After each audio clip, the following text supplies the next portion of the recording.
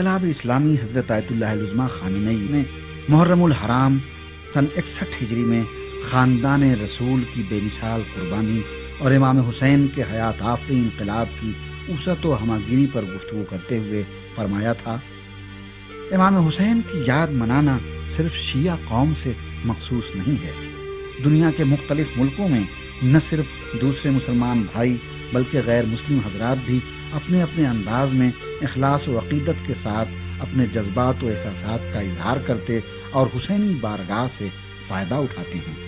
عصر حاضر کے بڑے بڑے رہنماؤں اور حریت نواز غیر مسلم قائدین نے فخر کے ساتھ اعلان کیا ہے کہ ہم نے جد و جہد کی راہ امام حسین سے سیکھی ہے۔ جی ہاں، یہ ایک ایسی زندہ حقیقت ہے کہ جس کا بھرپور نظارہ ہندوستان کی گنگا جمنی تہذیب میں دیکھنے کو ملتا ہے۔ ہندوستان کے کسی بھی حصے میں، کسی بھی شہر، قصبے اور دیہات میں چلے جائیے، محرم الحرام کے ان ایام میں ہر جگہ ہر مذہب و ملت کے افراد حسینی احرام میں ملبوس سیاہ پوش ماتم کنا مل جائیں گے۔ حتیٰ اس سرزمین پر اہل ہنود کے درمیان حسینی برہمنوں کا ایک پورا حلقہ عقیدت موجود ہے جو اپنی اس حسینی نسبت پر افتخار کرتا ہے۔ ذکر ہو جس میں جہاں میں ایسی عبادت حرام ہے۔ آج کی اس گفتگو میں ہم اپنے ناظرین کو ایک ایسی ہی شخصیت سے متعارف کرانا چاہتے ہیں جو نہ صرف خود امام حسین اور ان کے جد امجد مرسل اعظم اور والد مکرم حضرت علی بن ابی طالب کے عاشق و شیدائی ہیں، بلکہ اپنی 3 پشتوں سے خدا کے دین اسلام اور اہل بیت نبوت و رسالت کے ساتھ گہرا لگاؤ رکھتے ہیں۔ ہماری مراد ہندوستان کے مرکزی شہر دہلی میں مقیم ایک مشہور و معروف علمی و ادبی شخصیت جناب ڈاکٹر دھرمیندر ناتھ سے ہے، جو منشی گوپی ناتھ امن سابق صوبائی وزیر دہلی کے حقیقی وارث ہیں اور باپ دادا اور چچا کی مانند حسینی شاہراہوں پر چل کر اردو شعر و ادب میں ایک خاص مقام پیدا کر چکے ہیں۔ آئیے امام حسین کے ساتھ ان کے اس خاندانی رابطے کو خود ڈاکٹر دھرمیندر ناتھ کی زبانی سنتے ہیں۔ ہمارے دادا جان پردادا جان سب لوگوں نے تعزیوں میں شرکت کی اور وہ برہنہ پا لکھنؤ کی کربلا تک جاتے تھے پیدل اور واپس آتے تھے۔ یہ کیونکہ لکھنؤ کے شاہی خاندان سے ان کے دیوان تھے میرے جد امجد، تو اس کے بعد سے وہ پوری شاہی جو روایات ہیں خاندان کے اندر چلی آ رہی تھیں، اور اسی لیے وہ حسینیت کے پرستار والد صاحب تھے اور وزیر بھی ہوئے دلی میں، اور انہوں نے سلسلے میں ایک بات کہی ہے کہ اگر میں سیاست میں کچھ اصول پر رہ چکا اور اس کو میں معلوم کو نبھا سکا تو اسی لیے کہ میں نے حضرت علی کا جو کردار تھا وہ میری نظر کے سامنے رہا۔ میرے دادا جان فرماتے ہیں، جستا ہی نہیں کوئی بشر میری نظر میں، معیار ہے کردار علی کا میرے سر میں۔ بعد میں انہوں نے اس میں تبدیل بھی کی تھی، نقشہ ہے حسین ابن علی کا میرے سر میں، تو ان کا سلام ایک ہی مل پایا، باقی تو مل نہیں پائے ہیں۔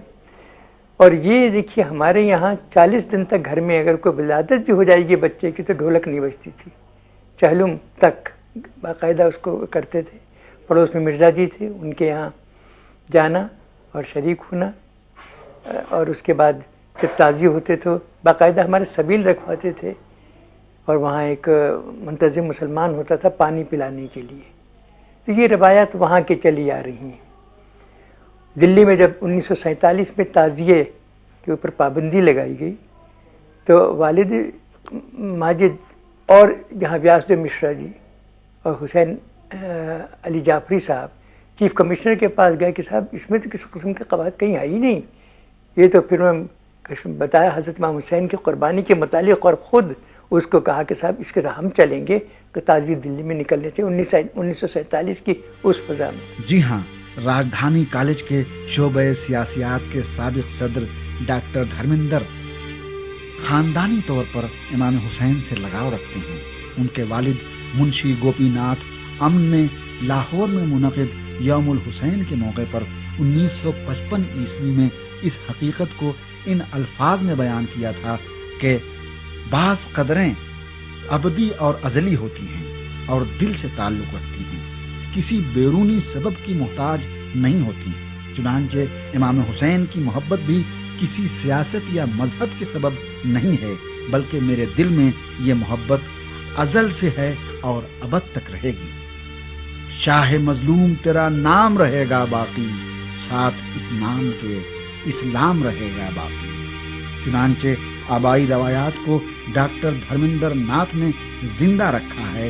امام حسین سے اپنی محبت کی بنیاد بیان کرتے ہوئے موصوف کہتے ہیں، حضرت امام حسین کو میں اس لیے بچپن سے مجھے پسند ہے۔ سرداد نداد در دست یزید جو ہے، بڑی مشکل بات ہوتی سر دینا۔ کوئی اپنی موت سے ایمان کو حیات دے رہا ہے، اس سے بڑی اور کیا چیز ہو سکتی ہے؟ سب لوگ آنکھوں کے سامنے جا رہے ہیں، 6 مہینے کا بچہ سے گلے میں تیر لگا ہوا ہے، اور معاف کیجیے گا جذبات آ جاتے ہیں جو میں بات کرتا ہوں۔ تو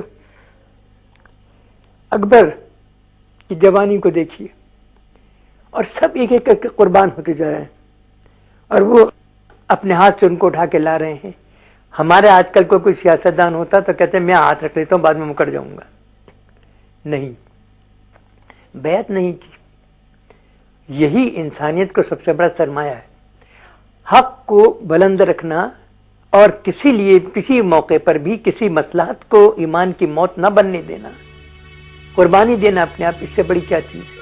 اور پھر دنیا کے دوسرے تمام انقلاب سے حسینی انقلاب کے امتیازات پر روشنی ڈالتے ہوئے ڈاکٹر دھرمیندر ناتھ نے فرمایا، دنیا میں انقلابات ہوئے ہیں،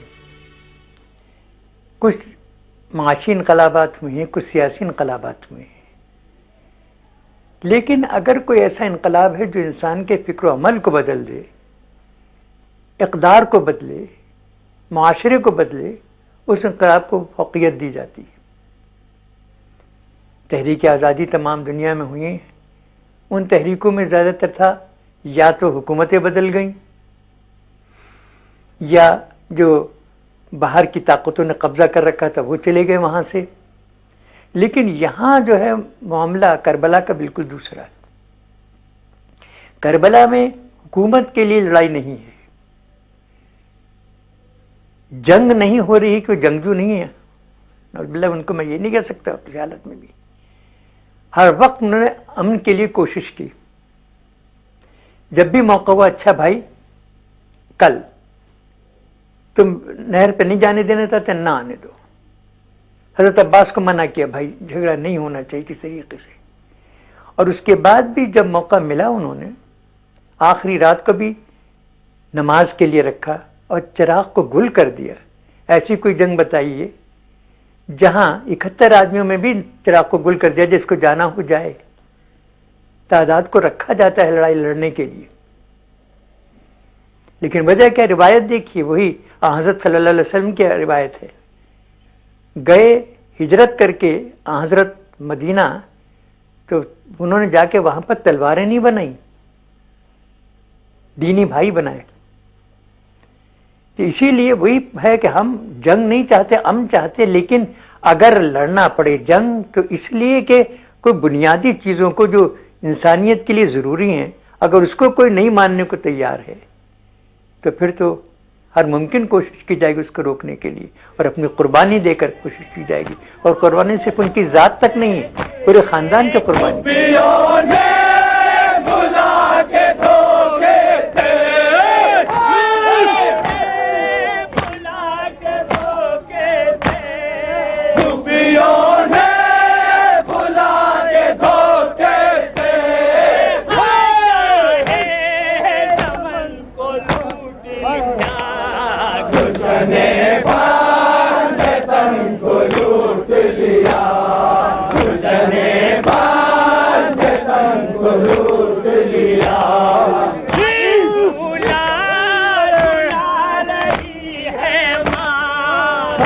جھولا جھولا رہی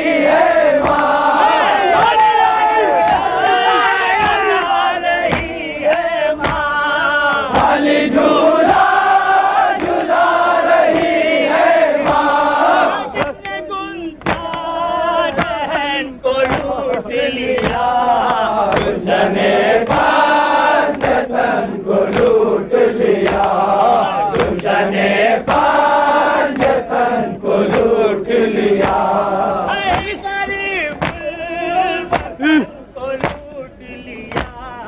गुलशने पांचतन को लूट लिया, गुलशने पांचतन को लूट लिया,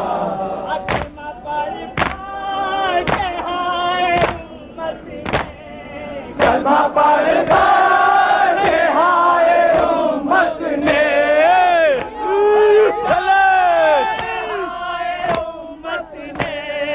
कलमा पढ़ता है हाय उम्मत ने, चमन को लूट लिया, गुलशने। कोशिश करते हैं कि 6 महीने का बच्चा है भाई, इसको शकी लोग उसको भी तीर मार देते हैं शशमाही बच्चे के गले में।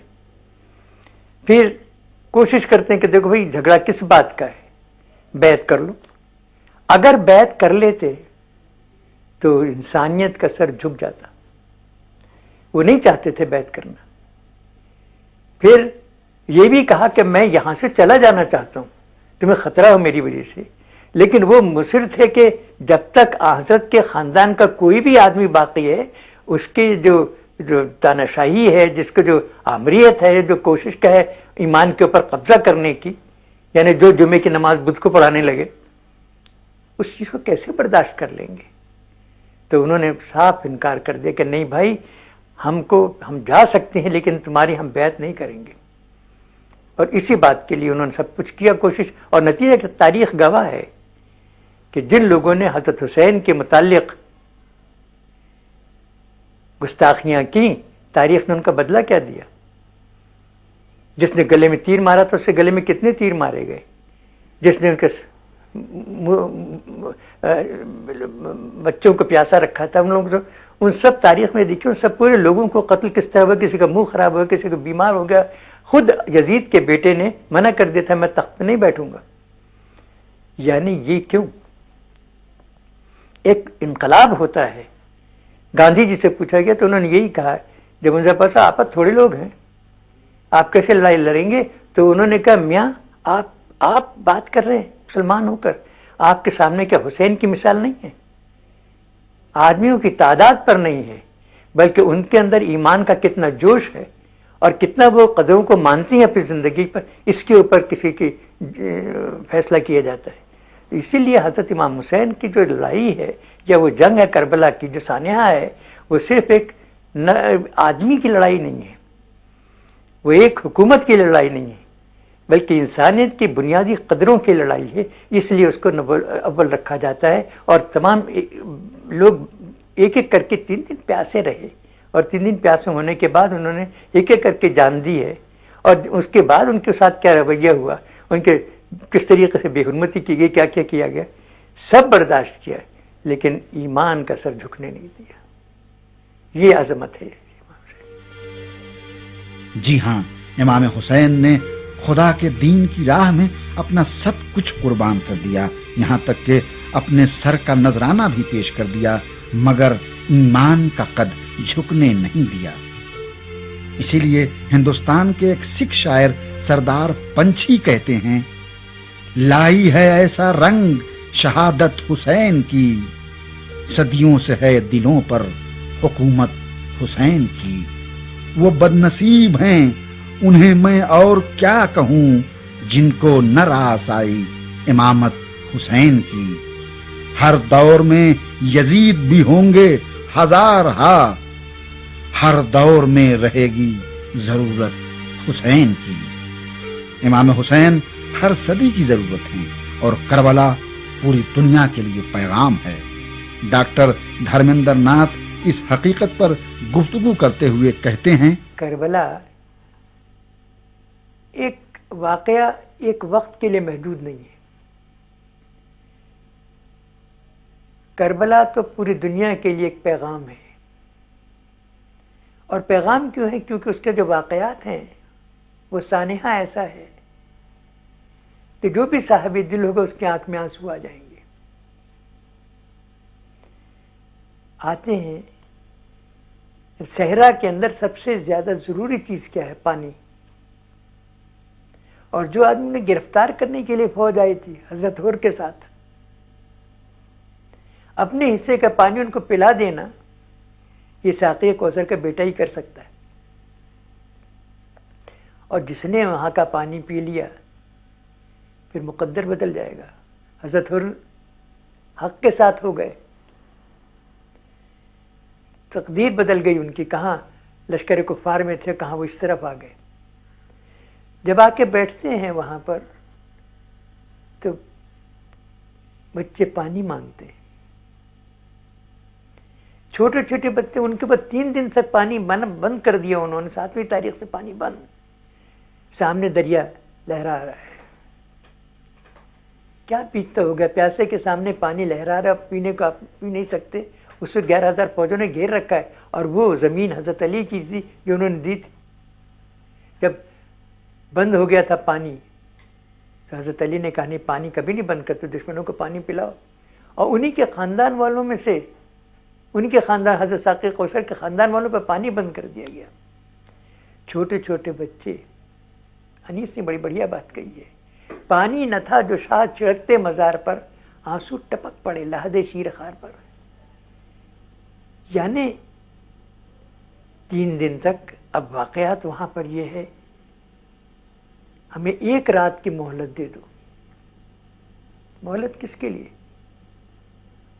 اللہ کے حضور نماز پڑھ رہے ہیں، عبادت کر رہے ہیں. مجھے حضرت علی کا واقعہ یاد آتا ہے. تو انہوں نے کہا بھائی نماز کا وقت ہو گیا ہے. تو لوگوں نے کہا حضور جنگ میں آپ نماز پڑھیں گے؟ کہہ رہے تھے ہم جنگ کس لیے کر رہے ہیں؟ نماز کی عظمت کو وہاں بھی قائم رکھا والد نے، تو بیٹا کیوں نہ قائم رکھے گا؟ تو آغوش پیغمبر کا پروردہ ہے، اس کے دماغ میں تو سب چیزیں رہیں گی. اگلے دن صبح اذان گونجتی ہے اور یہ نام نہاد مسلمان جو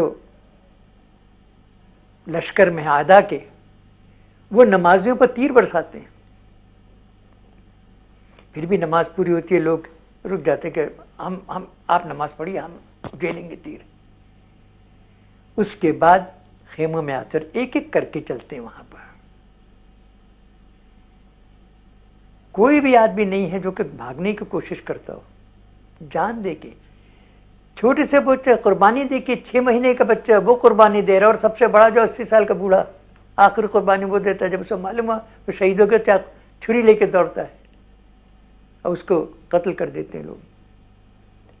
تو یہ پورے واقعات ہیں کہ کس طریقے سے بانو دیکھ رہی ہیں، زینب دیکھ رہی ہیں، حضرت زینب سلام اللہ علیہ. ان کے متعلق دیکھیے، جب چلتے ہیں وہ اجازت لینے کے لیے تو کہتے نہیں علی اکبر، تمہیں پالا ہے تمہارے بوا نے، پہلے ان سے اجازت لے کر آؤ. یہ حفظ مراتب ہے. عباس کو علم دیا کہ نہیں بڑے ہیں، ان کو علم پہلے دے گا.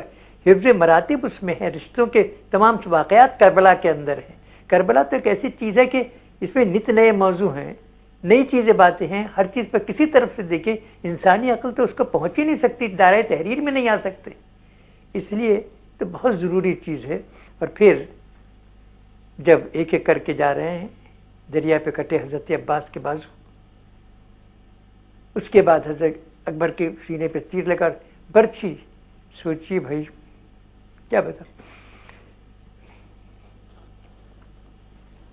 باپ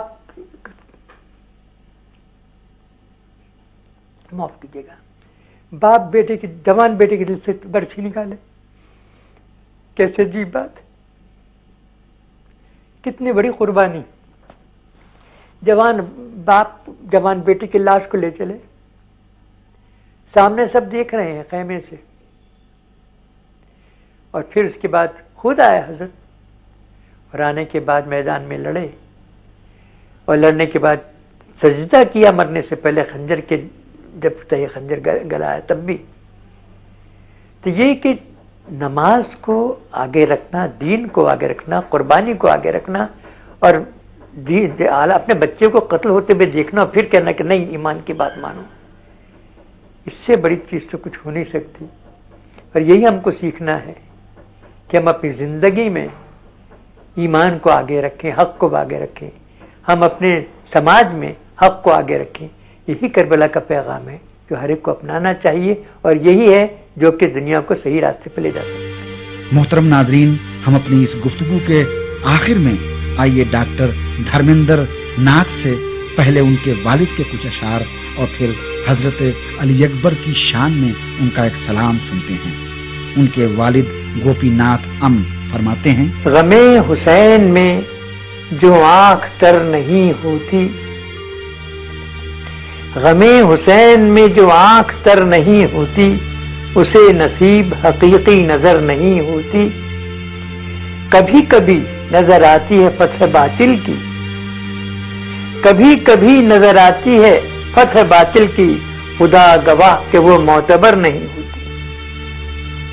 झुका सके न कभी सर जो मासिवा के लिए, है सर बुलंद उसे फिक्र सर नहीं होती। और हुजूर खास तौर पर समझना चाहूंगा, हुए न होते जो शब्बीर करबला में शहीद, हुए न होते जो शब्बीर करबला में शहीद, नजर जमाने की इस्लाम पर नहीं होती। और अब डॉक्टर धर्मेंद्र नाथ खुद अपना कलाम पेश कर रहे हैं। अली अकबर की दश्ते करबला में जब अज़ां गूंजी, अली अकबर की दश्ते करबला में जब अज़ां गूंजी, जमीन से आसमां तक हर तरफ हक की ज़बां गूंजी। अज़ा की गूंज रफ्ता रफ्ता फैली सारे आलम में, अज़ा की गूंज रफ्ता रफ्ता फैली सारे आलम में, इधर गूंजी उधर गूंजी, यहाँ गूंजी वहां गूंजी। मुअज्जिन कौन था जिसकी सदा पर दिल तड़प उठे, मुअज्जिन कौन था जिसकी सदा पर दिल तड़प उठे। बवक्ते सुबह सहरे में जो, बवक्ते सुबह सहरा में जो आवाज़े अजा गूंजी। नमाजी पर चलाए तीर, नमाजी पर चलाए तीर वो कैसे मुसलमान थे। इधर सजदे में सर था जबकि आवाज़े कमा गूंजी। नमाजी पर चलाए तीर वो कैसे मुसलमान थे, और इधर सजदे में सर थे जबकि आवाज़े कमा गूंजी। शबीह अहमद मुख्तार थी ज़ाते अली अकबर, शबीह अहमद मुख्तार थी ज़ाते अली अकबर। शहादत जिसके हर सू बन के उन्वाने फुगा गूंजी। शहादत रायगा जाती नहीं तारीख शाहिद है, शहादत रायगा जाती नहीं तारीख शाहिद है। सदाए अहले हक होकर हमेशा कामरा गूंजी। कोई भी दौर हो, कोई भी दौर हो, इस दास्ताने दिल को तड़पाया, कोई भी दौर हो इस दास्ताने दिल को तड़पाया। अजब अंदाज से तारीख में ये दास्तां गूंजी। अली अकबर के दश्ते कारवां में झूला झूला रही है माँ, गुलशन को लूट लिया, गुलशने गुलशन को लूट लिया, गुलशने